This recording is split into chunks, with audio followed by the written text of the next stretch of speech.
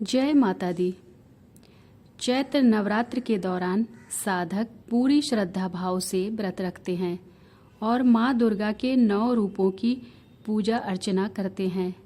व्रत का पूर्ण फल प्राप्त करने के लिए माँ दुर्गा को प्रसन्न करना अत्यंत महत्वपूर्ण है। शास्त्रों में माँ दुर्गा को विभिन्न प्रकार के भोग अर्पित करने का विधान है। आइए जानते हैं चैत्र नवरात्र के 9 दिनों में माँ के 9 रूपों को कौन कौन से दिव्य भोग लगाए जा सकते हैं, जो कि इस प्रकार से हैं। पहला दिन माँ शैलपुत्री का होता है। नवरात्र के पहले दिन माँ शैलपुत्री की पूजा की जाती है। इन्हें गाय के घी से बने व्यंजन अर्पित करना शुभ माना जाता है।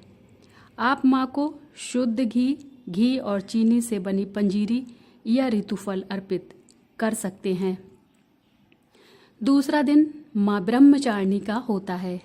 दूसरे दिन माँ ब्रह्मचारिणी की आराधना की जाती है। इन्हें मिश्री और पंचामृत का भोग लगाना उत्तम माना गया है। ऐसे में आप माँ को पंचामृत, दूध, दही, घी, शहद और चीनी का मिश्रण अर्पित कर सकते हैं। तीसरा दिन माँ चंद्रघंटा का होता है।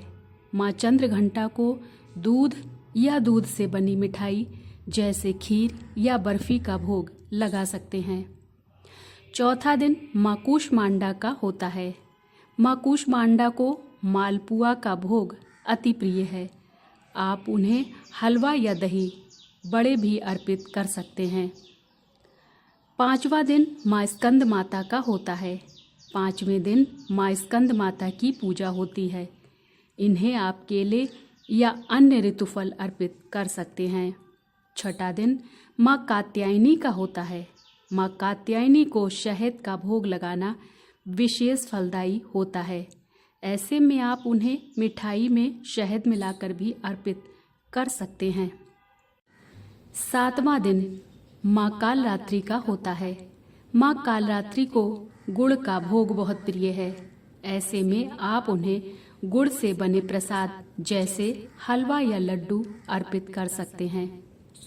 आठवां दिन माँ महागौरी का होता है। अष्टमी के दिन माँ महागौरी की पूजा की जाती है।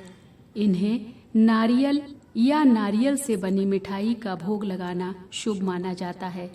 इस दिन कन्या पूजन का भी विशेष महत्व है और कन्याओं को भोजन कराया जाता है। 9वां दिन माँ सिद्धिदात्री का होता है।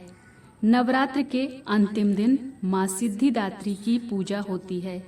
इस दिन माँ को हलवा पूरी, चना और खीर का भोग लगाया जाता है। इसे कन्या पूजन के बाद प्रसाद के रूप में भी बांटा जाता है और स्वयं भी खाया जाता है। आपको बता दें कि भोग हमेशा शुद्ध और सात्विक होना चाहिए। अपनी श्रद्धा और क्षमता के अनुसार आप माँ दुर्गा को कोई भी फल, मिठाई या भोजन अर्पित कर सकते हैं। इसमें महत्वपूर्ण है आपका भाव और भक्ति। इन दिव्य भोगों को अर्पित करके आप माँ दुर्गा की कृपा प्राप्त कर सकते हैं और अपने व्रत का पूर्ण फल पा सकते हैं। जय श्री कृष्णा। राधे राधे। जय माता दी।